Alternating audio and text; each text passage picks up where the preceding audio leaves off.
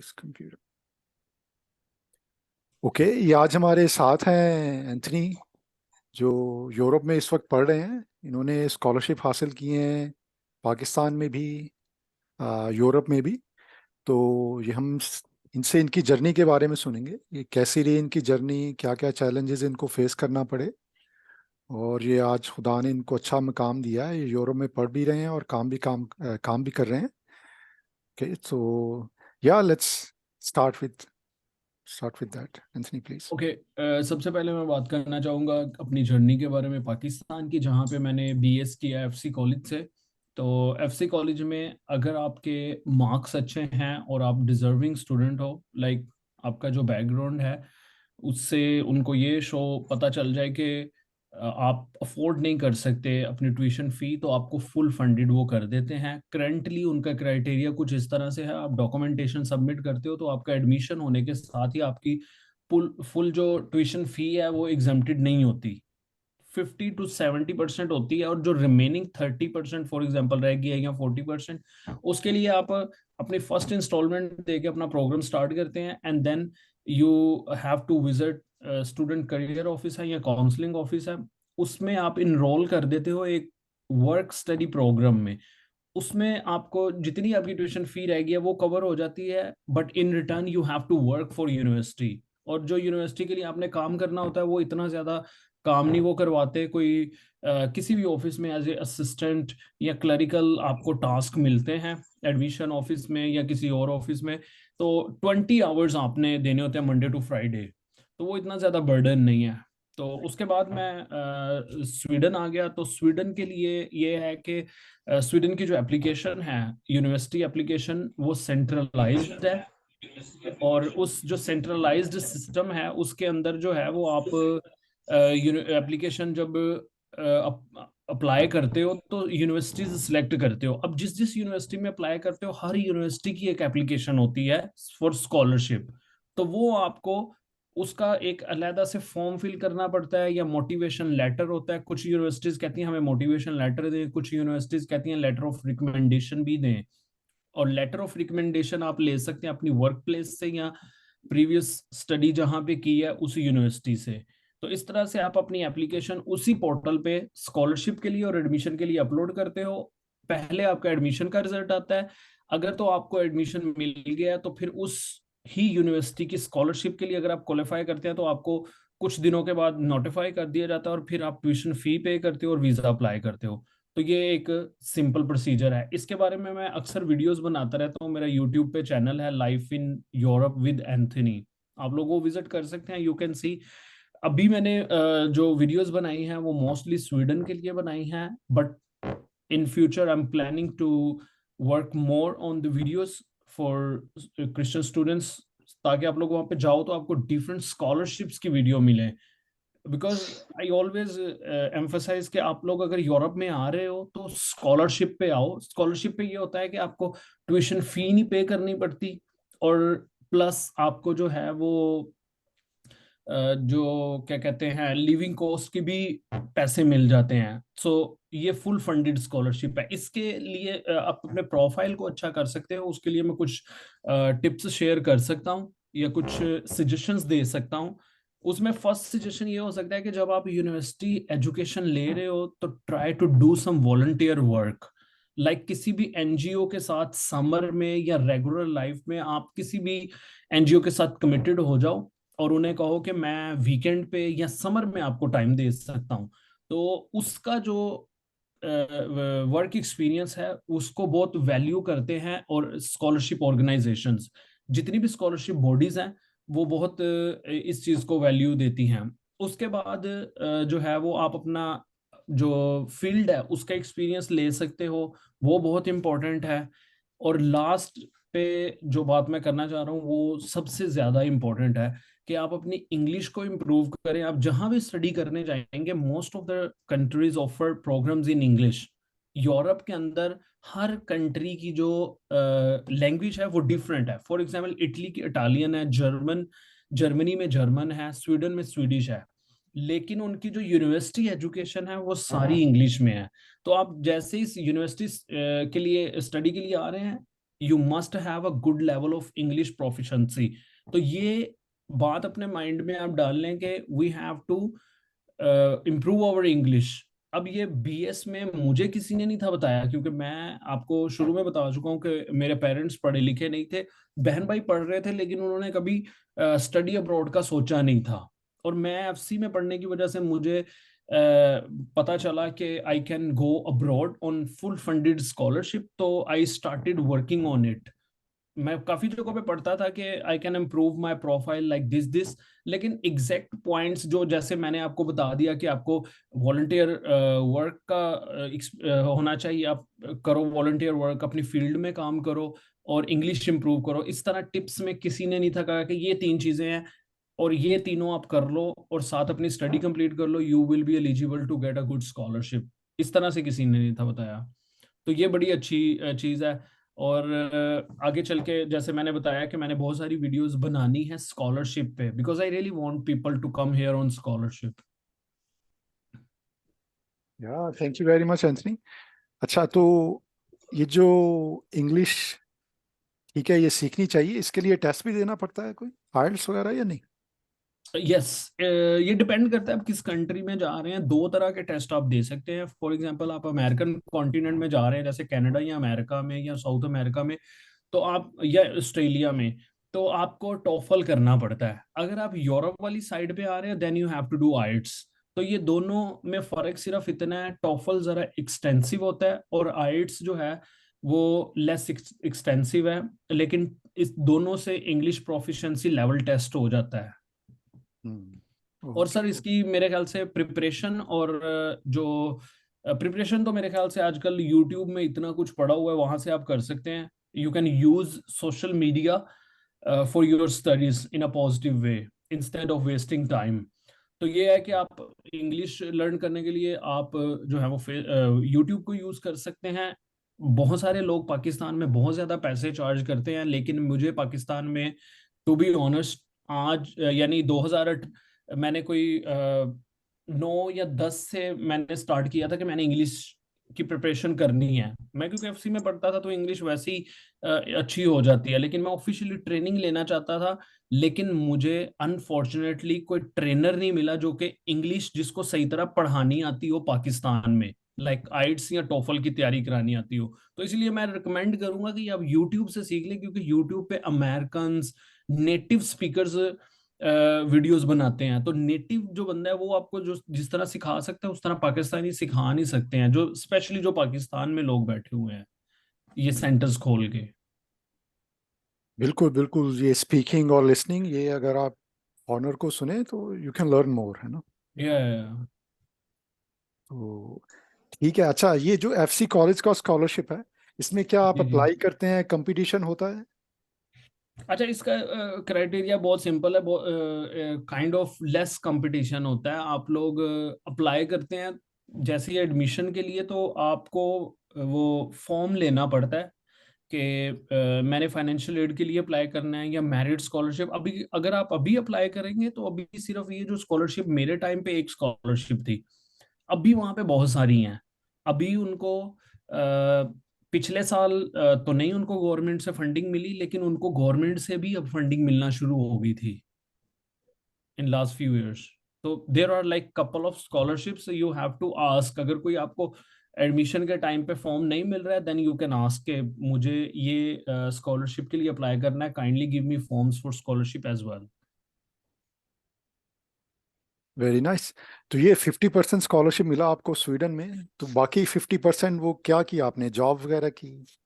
मैं basically sir already Pakistan में तकरीबन 3 से 4 साल मैंने काम किया था अपनी ग्रेजुएशन के बाद। उसमें कुछ सेविंग्स करता रहा, कुछ सेव कर लिया, कुछ अपनी मेरी दो सिस्टर्स थी उनसे ले लिया और मैं आ गया। लेकिन हुआ ये कि मैंने फर्स्ट सेमेस्टर सिर्फ हाफ स्कॉलरशिप पे लगाया, दूसरा जो सेमेस्टर था वो मेरा थीसिस का था। मेरा प्रोग्राम बेसिकली 1 साल का था और उसमें 1 semester was just paper work, like sorry course work, जिसमें मैंने 6 कोर्सेज पढ़े। सेकेंड सेमेस्टर में मैंने थीसिस करने थे। तो स्वीडन के अंदर जो कैरोलिंस्का इंस्टीट्यूट है वो स्वीडन का सबसे बड़ा मेडिकल रिसर्च सेंटर है। तो मैंने वहां अप्लाई करना शुरू कर दिया। बहुत सारे लोगों ने मुझे कहा कि वो एक बहुत बड़ा रिसर्च सेंटर है, तुम स्वीडन की छोटी सी यूनिवर्सिटी में पढ़ते हो, तो there are less chances for you to get into that department. तो मैंने ये किया कि मैंने अप्लाई करना शुरू किया, और मेरी गुड लक ये हुई कि मैंने अप्लाई किया तो मेरा इंटरव्यू आ गया। अब जिसके साथ मेरा इंटरव्यू आया, उन्होंने मेरे से पूछा कि आप स्कॉलरशिप पे हैं या सेल्फ फंडेड स्टूडेंट है। तो मैंने उन्हें बताया कि बेसिकली मैं, ये आपका जो रिसर्च सेंटर है एक बड़ी सिटी में है, तो मैं सेल्फ फंडेड स्टूडेंट हूँ, तो मैं यहाँ आके जॉब करना चाहता हूँ साथ थीसिस के। तो यहाँ पे जो है वो कहा जाता है गवर्नमेंट जो है वो खुद पैसे देती है बच्चों को पढ़ने के लिए, ताकि वो कोई जॉब ना करें ड्यूरिंग स्टडी। तो मुझे उन्होंने कहा कि आप जो है वो, आपके हमने देखा है मार्क्स अच्छे हैं, तो हमारी एक स्कॉलरशिप है जो कि थीसिस करने के लिए होती है, आप ओके। उसके लिए अप्लाई कर दें। तो मुझे थीसिस के दौरान ही जो है वो 1500 यूरो मिलना शुरू हो गया था, वो स्कॉलरशिप मुझे मिल गई, ग्रेजुएट स्कॉलरशिप होती है। तो इस तरह से मुझे वो 1500 यूरो जब मिलना शुरू हुआ, तो मेरा 700-800 यूरो खर्चा था वहां पे। बल्कि 700-800 भी मैं ज्यादा बता रहा हूँ, 600-700 था।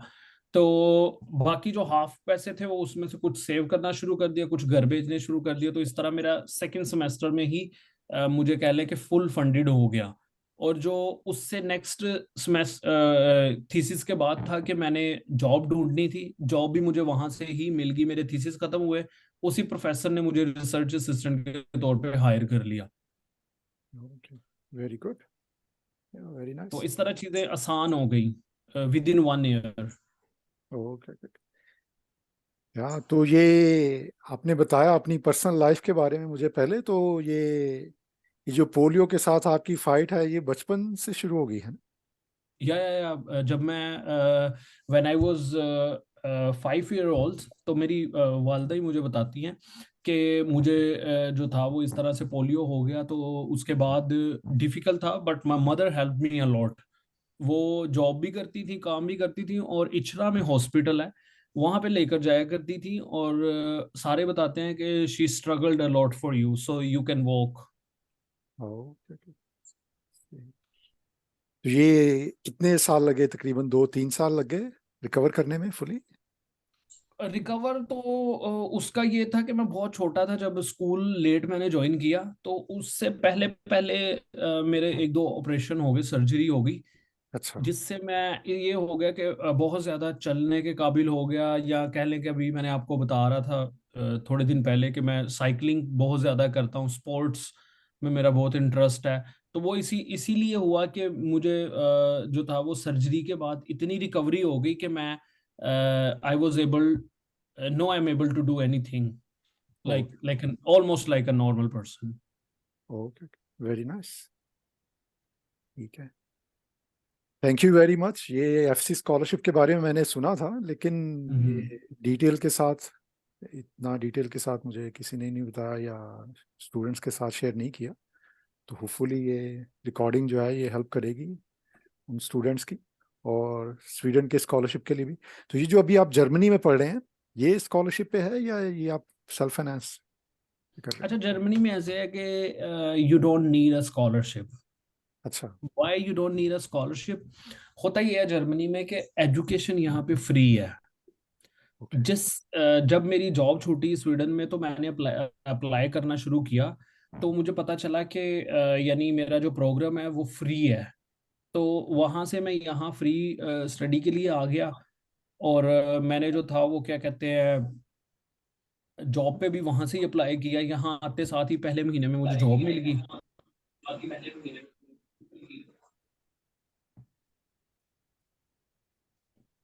Okay. Can you hear me? हाँ, ये थोड़ा लैग है मेरे ख्याल से, जो पाकिस्तान में आवाज़ आ रही है इनको। ओके। Yes yes. अच्छा, जर्मनी के बारे में सर मैं एक और बात करना चाहूंगा कि जर्मनी के अंदर एजुकेशन फ्री है, you can study for free. Okay. On top of it there are scholarships to cover your living cost. यानी बाकी जगहों पे आपको do to you have to win two battles.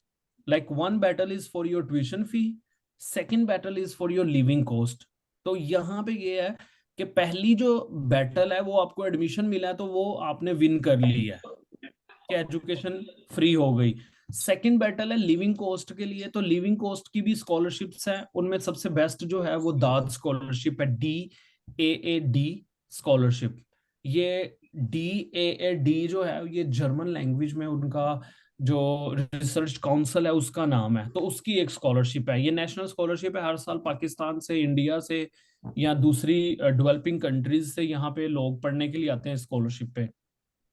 ओ, इसके अलावा चर्च बेस भी स्कॉलरशिप्स होती हैं जर्मनी के अंदर। अगर आप थोड़ी सी सर्च करें गूगल पे तो आपको जर्मनी की बहुत सारी चर्च बेस या NGO बेस्ड स्कॉलरशिप्स भी मिल जाती हैं। ओ, तो वो कवर कर लेती हैं आपकी लिविंग कॉस्ट को? Yes, easily. Like living cost यहाँ पे एक स्टूडेंट की एक छोटी सिटी में 500 और 600 होगी और बड़ी सिटी में 800 यूरो होगी। अच्छा, सही सही सही। लेकिन as you know Germany is a big country और big economy in with in Europe, तो हम्म, उस वजह से ये बहुत ज्यादा पैसा इन्वेस्ट करते हैं अपनी एजुकेशन सेक्टर पे। या।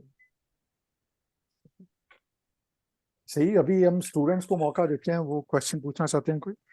या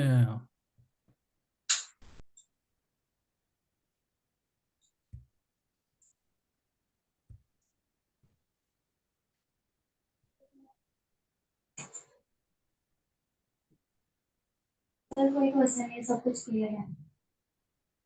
okay. They don't have questions. Okay. ठीक है। अच्छा, सर वी आर नहीं, सर आपकी जर्नी बहुत अच्छी थी, आपने जैसे जैसे स्ट्रगल किया आपने वो डिफाइन किया, हम आपसे बहुत इम्प्रेस हैं, तो इसलिए no question. Okay, thank you. Okay. अच्छा, ये जो जर्मनी में आप पढ़ रहे हैं, तो ये जर्मन सीखना लाजमी है इधर? हेल्पफुल है आपके लिए अगर आप सीख लें प्रोफेशनल लाइफ में? मैं ऑलरेडी सीख रहा हूँ और मुझे, क्योंकि जब आप किसी कंट्री में रहते हैं तो आपको बहुत सारे वर्ड्स तो वैसे ही आ जाते हैं। तो यानी एक जो फॉर्मल ट्रेनिंग होती है वो आप यूनिवर्सिटी से ले सकते हो। यूनिवर्सिटी में फ्री जो है वो सिखाई जाती है, हर सेमेस्टर कोर्सेज ऑफर होते हैं। मेरी एडमिशन रिक्वायरमेंट नहीं थी, मोस्टली मास्टर के लिए एडमिशन रिक्वायरमेंट नहीं होती है, okay. But I am learning and it can help to find the job. Okay. Job market में बहुत हेल्पफुल होती है। Okay.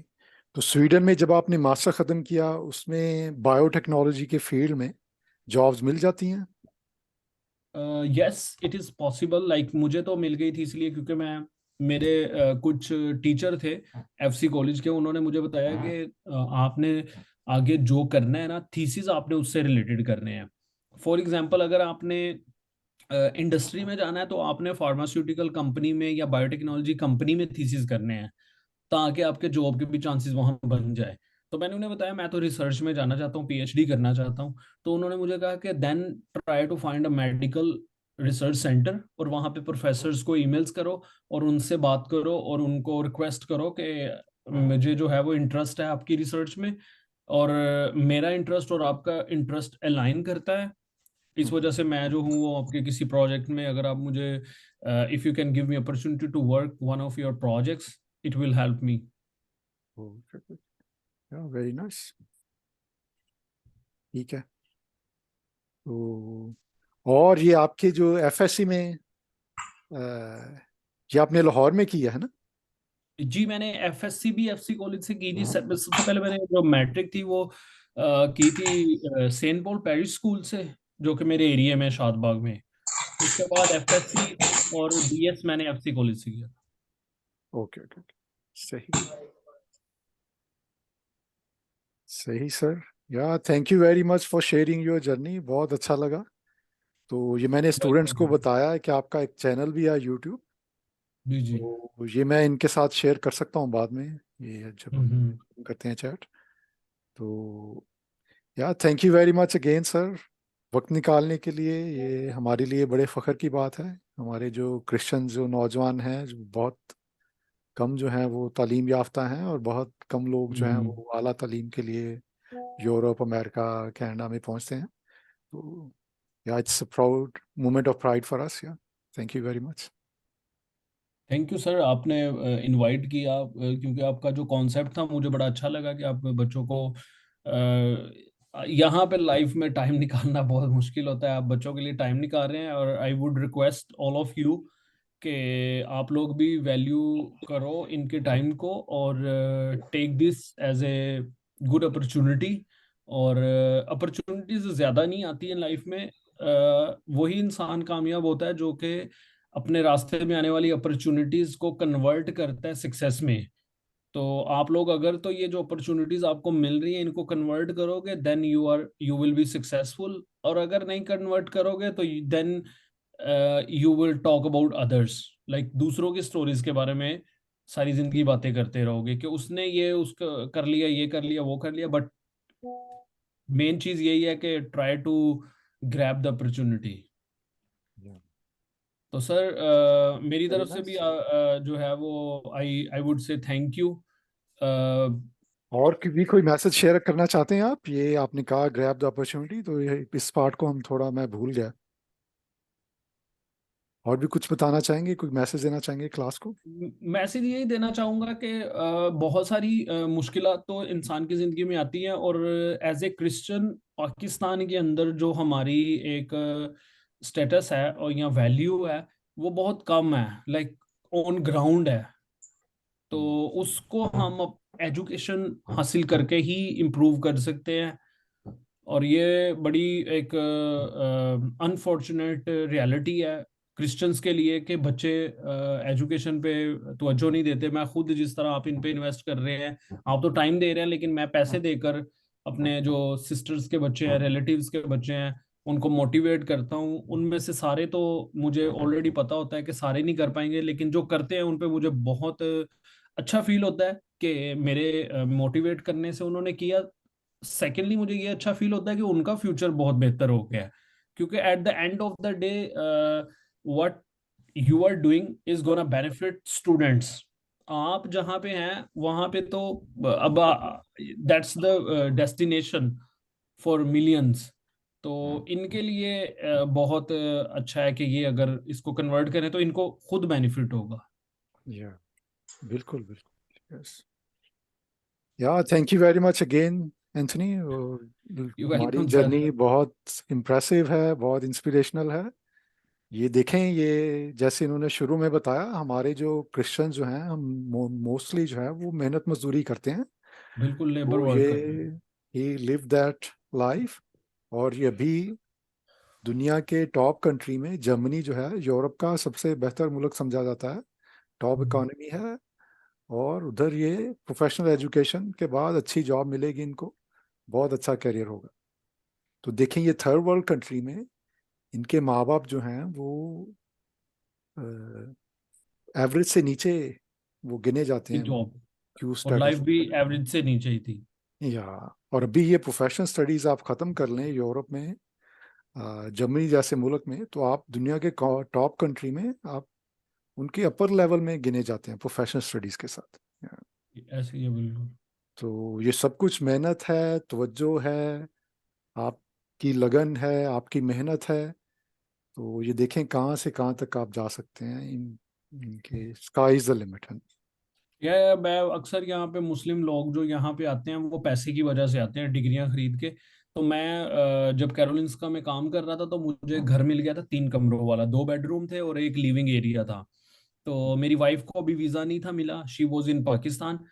So I rented main bedroom to one guy who was Swedish, लेकिन Pakistani origin का था।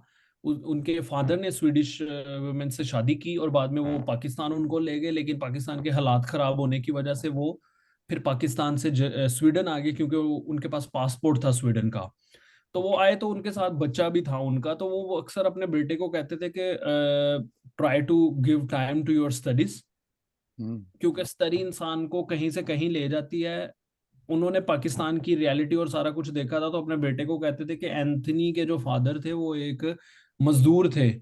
तो हम्म। आज एक मजदूर का बेटा हमारा मालिक मकान है, और मैं जो हम पाकिस्तान में लैंडलॉर्ड हैं, हमारी प्रॉपर्टीज है और सारा कुछ है।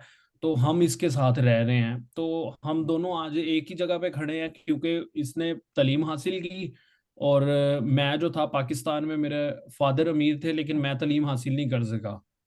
तो ये एजुकेशन जो है वो बहुत इंसान को दूर तक ले जाती है। और मैं अक्सर कहता हूँ कि मैं शायद, हो सकता है मेरे पास इतने पैसे ही ना होते कि मैं स्वीडन आ सकता, लेकिन because I had a degree from a very good institute, very prestigious institute of Pakistan, Foreman Christian college, तो उस वजह से मुझे जो थी वो स्कॉलरशिप मिल गई और मैं यहाँ आ गया। Very nice. तो Thank you very much again for taking time. Yeah, it was you welcome pleasure. Sir. Yeah, okay sir, thank you very much. thank you. Take care, God bless you. Yeah, you too. Bye bye. So should I leave the meeting? हाँ, please. Yeah, thank you. Okay, okay जी, welcome.